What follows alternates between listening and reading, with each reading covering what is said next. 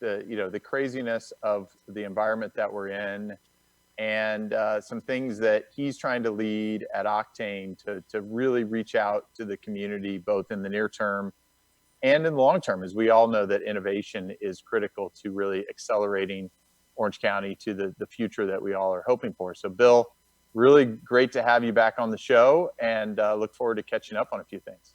Yeah, thanks, Kerry, for having me again. Yeah.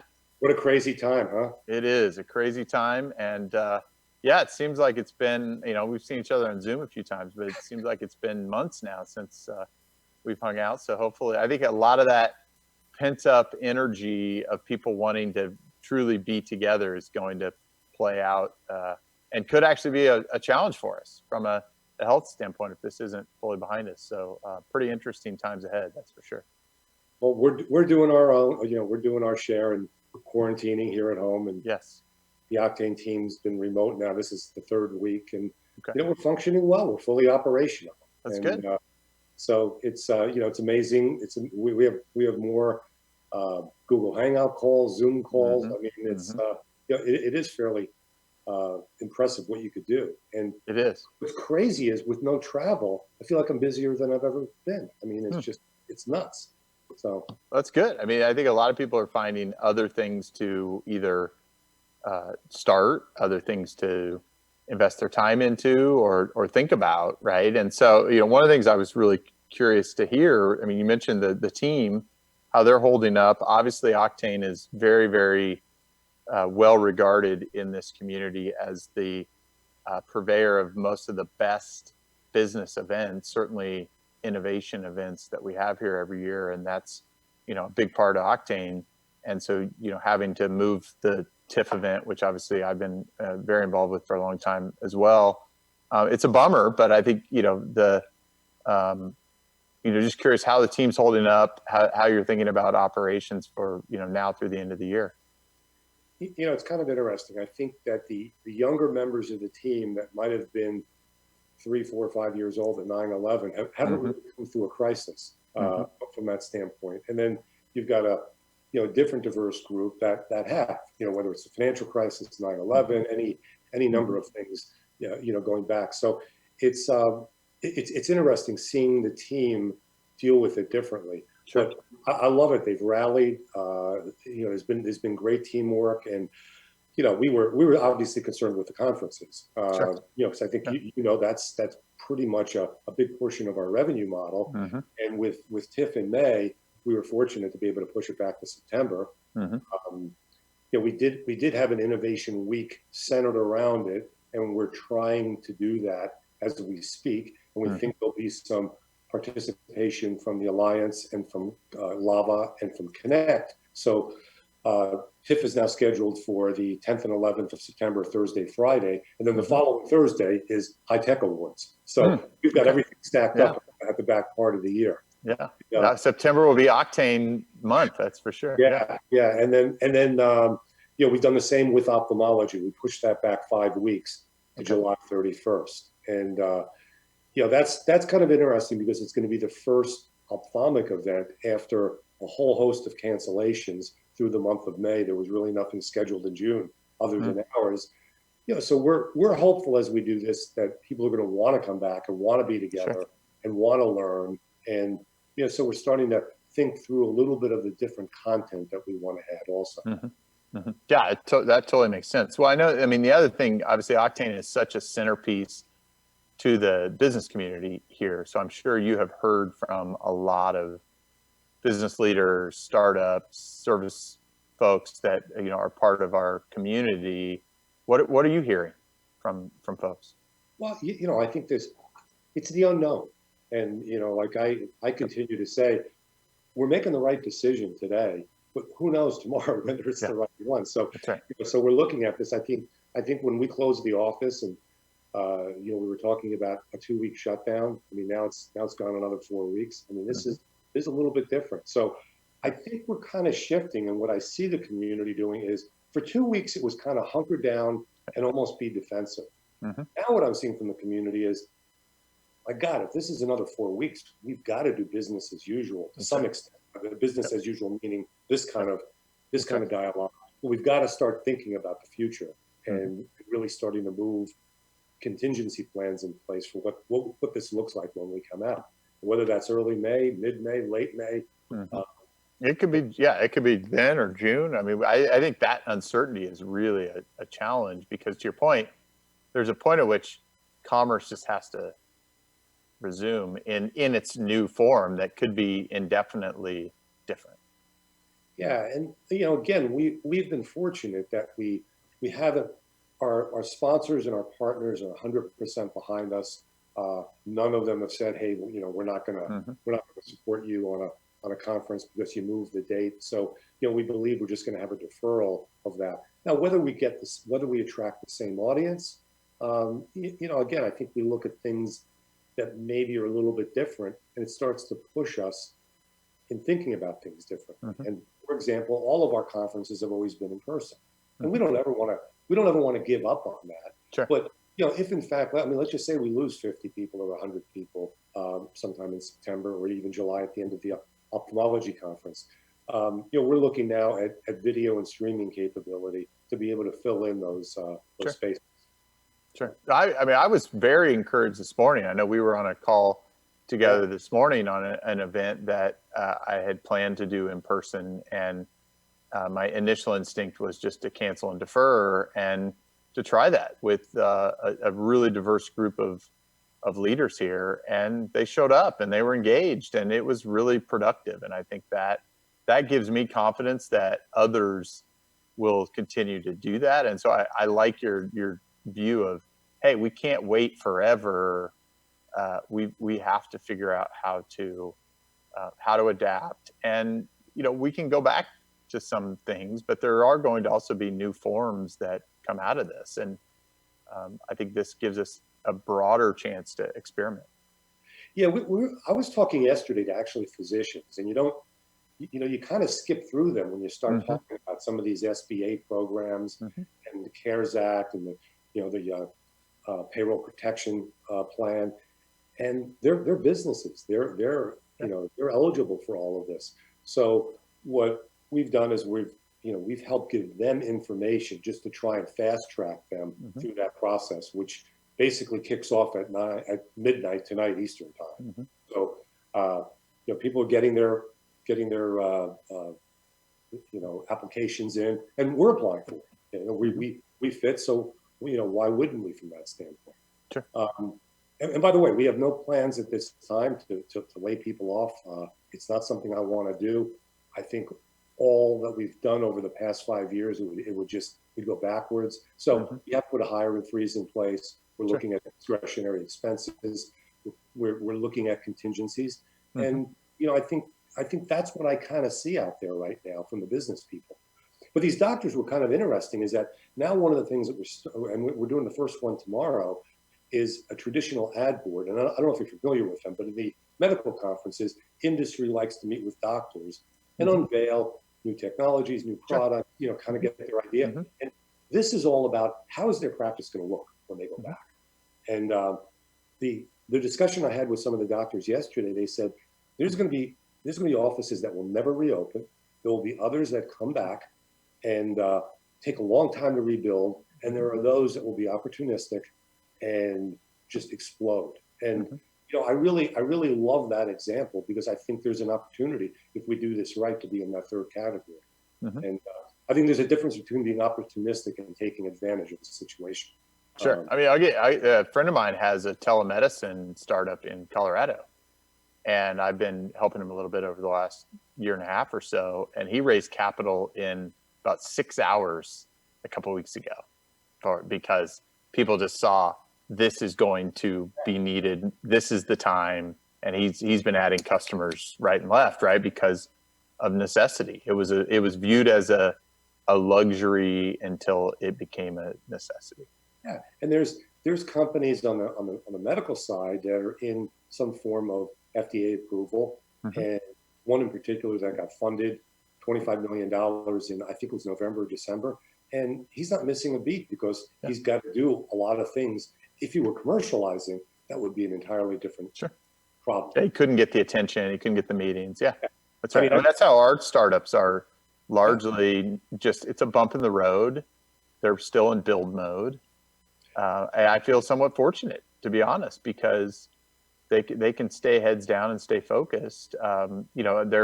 They're not in categories that are getting hugely disrupted. But I talked to a founder in Israel last week whose entire business is based on money transfer during international travel. And I can tell you right now, his revenue went from pretty good to zero really quickly. And he's gone back to the product roadmap and saying, we're going to have to shift to build mode for this phase. Right? And so there's a balance here. And I think the decision that we made also was, and I know I started my day with you, I'm ending my day with you, and we're on a call tomorrow also. That's right. That's right. I'll get 3 doses of carry within 24 hours. Hey, I'll apologize for that. I never want to overstay my welcome. But what we'd really like to pull together, and again, this isn't an OCTANE initiative, it's just us utilizing the relationships that we have. But once we get back, whenever that happens to be, these companies are going to need help. Yes. They're going to need help. They could need legal help, and whomever did their IP may or may not be the right attorney. They're going to need tax help. They're going to need liquidity help. They may have raised venture capital, but they've never had working capital. Mm-hmm. So what we're trying to do is, call it a rapid response team, a rapid recovery team, but really is to, for the community, outline and say, if you've got certain banking needs, here are the 2 or 3 banks that you should contact. Here's what they could help you with. And by the way, even more importantly than that, here's the individual that you should speak to. And so we're trying, the focus is really to cut the clutter out and how they can get there. So this is going to be an ecosystem-wide, opportunity, I think. And you know me well, Bill. I'm an out loud thinker. Are there things you feel like we can do? I mean, I know we're you've really taken the lead on trying to put this group together. Are there things we can do educationally for companies right now where they do have, in some cases, more time? They don't have commute time to sort of prepare them for some of these topics ahead of time. Just thinking out loud, that may be something worth exploring. Yeah, I think it would be, Carrie. I think that would be a great topic to talk with the with the group tomorrow on that. So this all doesn't have to wait, from the perspective. Right. How much of it can we get done now, and how can you prepare yourself? I think right now the majority of these companies are trying to get in line tonight, to get that payroll protection plan. Sure. And we'll see how that works. I'm confident in it. We've worked with the SBA. I know you've been talking with them, and it's just getting the money to the right people. I think people are concerned, if I don't get in the queue fast enough, is there going to be nothing by the time they get to me? Well, either nothing, or is it going to take a long time? Yeah. Right. If it takes 3 months or 6 months, it's going to really largely not be looked at as a success near term for stimulus, right? Because I think it's less the tech or life science well-funded startups to some extent that need it acutely now. It's commercialized businesses that have thinner runways. It's mainstream businesses that often have 2 weeks to a month of runway based on the disruption they've seen, right? I mean, I was saying yesterday, most people don't model a 70, 80% disruption into their business. It just is, it's unfathomable. You just don't even want to think about that, right? I mean, most of us don't design that into our lives or plan for that in our lives. And so that's what really is challenging right here when it's broad based. And, for the one guy like my friend who is in telemedicine and happens to be in the right place, I mean, it's got to be 1 to 10 or 1 to 20 that are just in sheer destruction. Yeah, and it'll unfortunately get worse. That's the component that we've got to try and address here. And I think this morning, one of the things that we spoke about, which really resonated with me, is there are going to be new entrepreneurs that are going to be molded out of this. Sure. So what do we do to retain them? Because I think I mentioned on that call, between Allergan and Broadcom, when they had reduction in staff, yes, there were companies produced and there was companies that were created, and that was great. But we probably retained no more than 10% of quality people here. So, how can we, as we're jumpstarting innovation, how can we help redirect some of these individuals, and where can the community really get involved to support that movement? Yeah, and I think, I mean, some of it, I just think of it as, how does that become the new cool? Yeah. Hey, I mean, the good thing about the situation now is, like, misery loves company, and there's going to be so many that there is no judgment, right? If you showed up and said, hey, I think my alternative is I'm going to have to start something, like, this is our time to go. This is the thing to do. It's time. I was recruiting somebody earlier today. I said, you are amazing.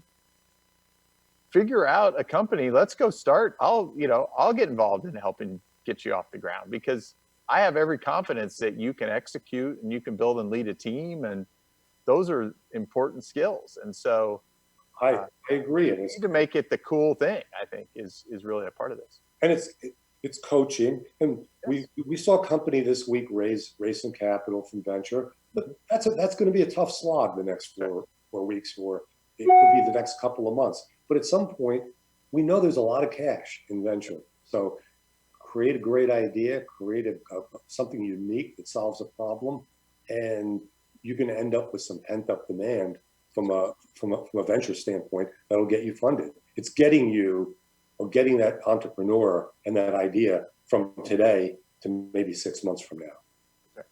That's right.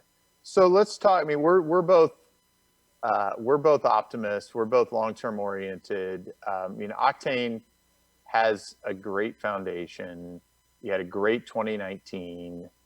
I think it's worth sharing some of those highlights. There is a lot of things to be grateful for and optimistic about, and things as we move forward that I think we can all build upon. But why don't you share a little bit? I mean, you recently shared your highlights report for 2019. I mean, there are a lot of reasons to be hopeful for what's ahead. Yeah, and Carrie, it was kind of interesting. We did our first digital version of the impact report, and we actually, for a moment, said, "Is it appropriate to even share this?" Mm-hmm. And then we said, "Why not? It's good news." That's right. I mean, if all you do is watch the news and watch COVID-19 all day, I mean, you're going to blow your brains out. So, we shared some good news, and we're on our way to the 55,000 jobs that we've committed to by 2030. We're up to about 14,000 right now, 13,830 exact, and created about 3,300 new jobs last year, and had a record year in venture funding, $338 million into Launchpad companies and Launchpad alumni. Mm-hmm. The issue that I know you're painfully aware of, and a lot of other people are, is 3.1% of that came from Southern California.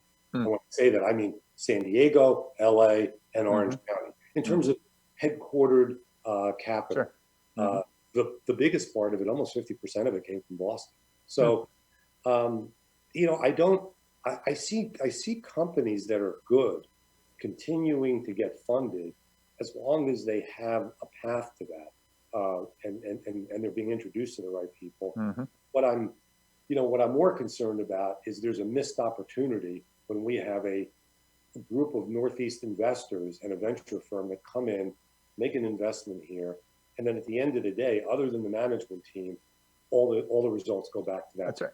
Go back to New England. So to some extent, I almost look at it and say it's our innovation that's helping support Boston at this point. And how do we get them to put an outpost here, right? And maybe we're a pretty attractive place in February for people in Boston to at least have a partner here in our locale. I mean, I think you're doing a great job of getting them more embedded, because if they have one investment here, that's they have an investment outside of their home area. It could be anywhere. It just happens to be here. They get to 2, they get to 3. I think San Diego has experienced this to some extent, where they've had repeat investment. Now all of a sudden, you are getting a little bit of leverage, right? So I think that's where Octane has a ton of value to creating that leverage point where there is almost like, hey, we're going to be a default yes, or an early almost easier access for, because we trust that you're going to send us good stuff like that. That's where we get leverage. I think the history of certainly the tech world where I live here is that we haven't had a lot of repeat investors. So you have a lot of companies here that have completely different cap tables, and I go, we're just not getting the leverage we need. So we actually do have some companies now that have made a second and a third investment here. Yeah, which is huge. That's great. And I think your point's a great one. The trick on that is not getting them just to open up an office and have the same investors and everything still goes back to Boston, but to be able to pay out those profits that carry the results to the community that's here. So if they're going to be here, they need to raise capital here too. So, yeah, I totally agree with that. Dick's working on that, and as well as a lot of totally agree. There is a positive step though in just having them more engaged. It's a step in the right direction. That's right. So, then Orange County starts to become a place where, hey, why does this firm have 3 investments in Orange County? There's something happening there. I think that to me is one of those positives. So, you guys have done great things with Visionary 1. I think you're well on your way with Visionary 2. Any updates there you want to share? We can't disclose where it is right now, but it's substantially higher than the first fund, substantially, and moving in the right direction. And so I'm not sure when Jeff is considering closing it right now. At one point it was very uncertain time.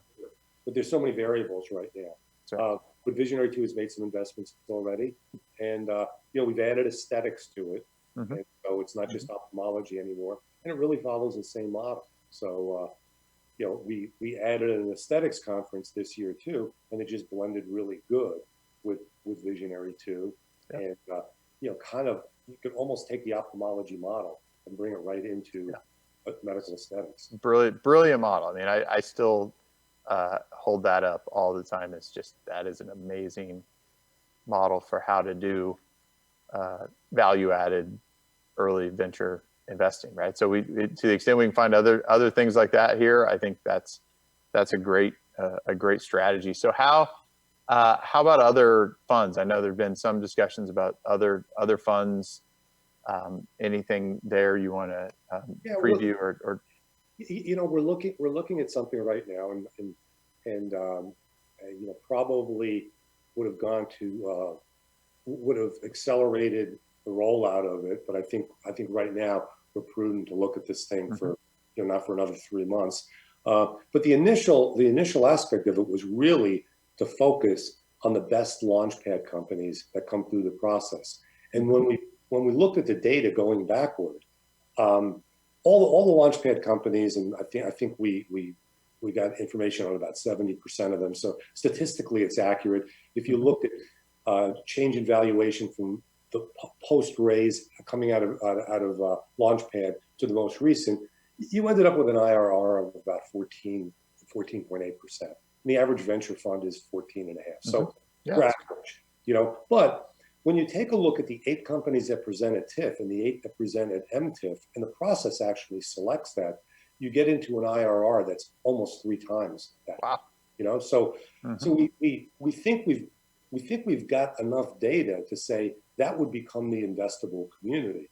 Now, as we've talked through it and looked at other individuals to join this effort, we've started to think, is this the right place for us, or should we really think bigger and look at it from a growth standpoint, and look at those B and C rounds that are really the more difficult. It seems we can get D, you can kind of get seed in Series A. So, we're kind of in a transitionary period as we talk through what may be the best way to go on that. And however it ends up, it'll be a separate entity.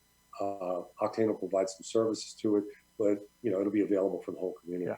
Well, and from my perspective, more is better at this point when it comes to capital here, and I will cheerlead for anyone looking to help in that life cycle, because we just need, and in some respects, just the sense of it, right? I mean, I have argued, you've heard me say this all the time, that I think a lot of people don't start here because they just see the road being, or the hill being, way higher to climb, way harder to travail than otherwise it might be, or they go elsewhere to start.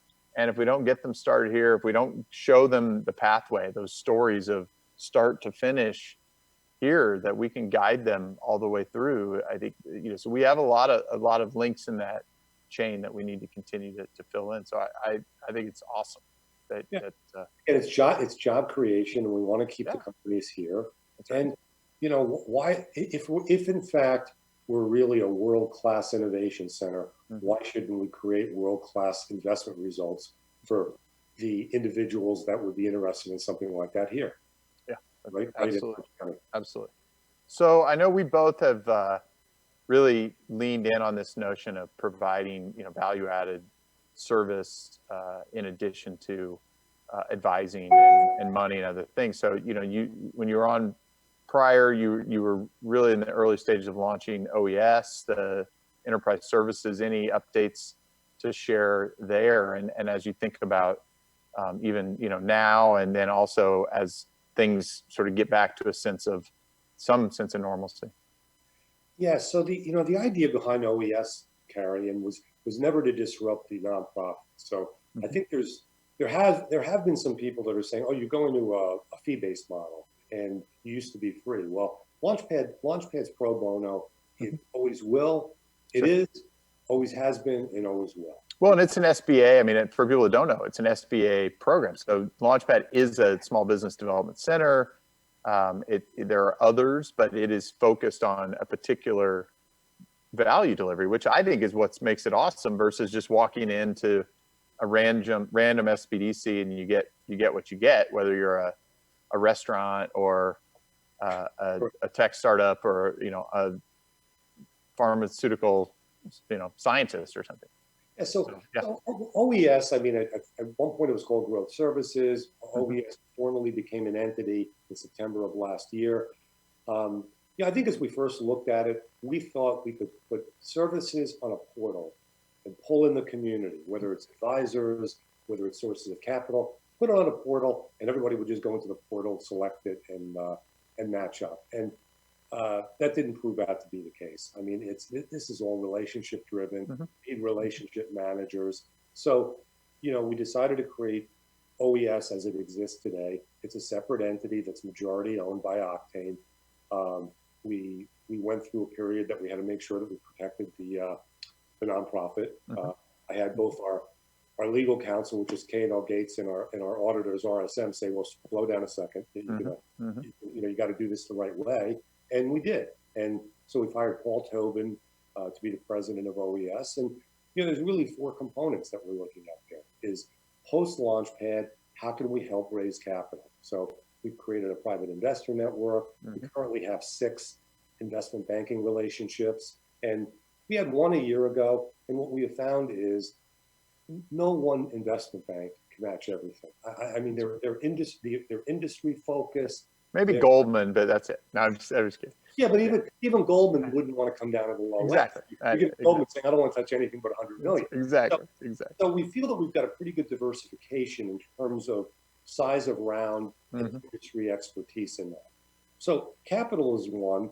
The second is really operations. So how can we introduce the ecosystem, the advisors that are out there into that company to help them operationally? It could be sales and marketing, it could be FDA approval, it could be logistics, anything like that.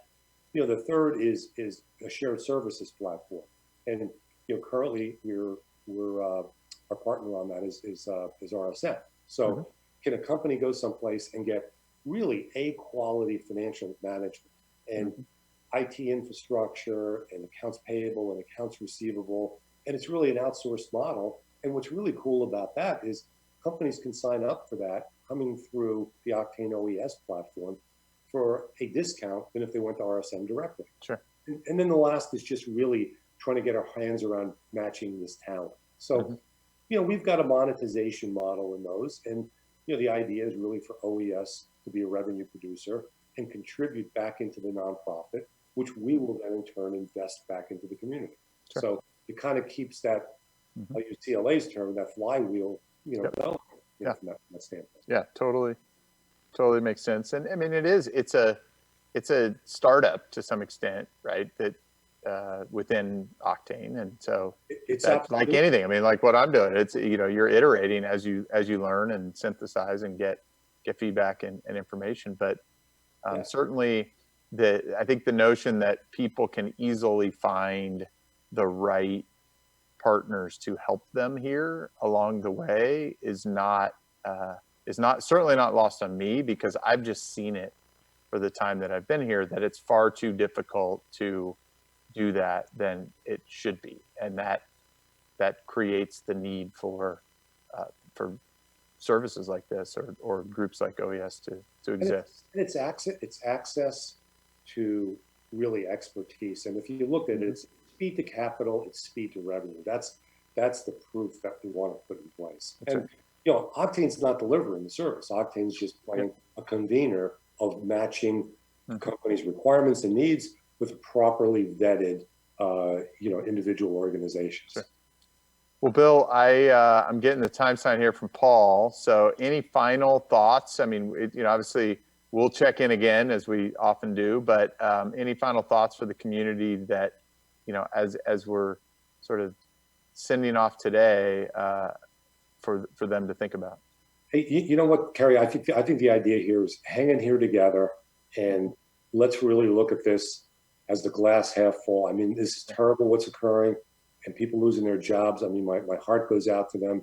At the same time, how do we come out of here bigger and stronger? And I think every organization, so I'm looking at that from an Octane perspective, but every organization I'm hoping does. And then as a community, we will. I mean, how are we better a year from now than we were in February of 2020? That's right. Well, great to see you as always, and we will talk soon. I'll see you tomorrow. Thanks for doing your part to accelerate OC. Thanks, man. See you.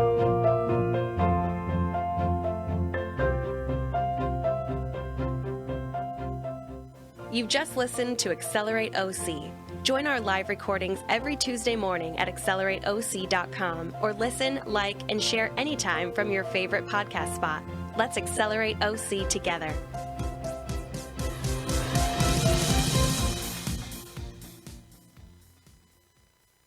And there we go. You guys still there? Everybody's leaving.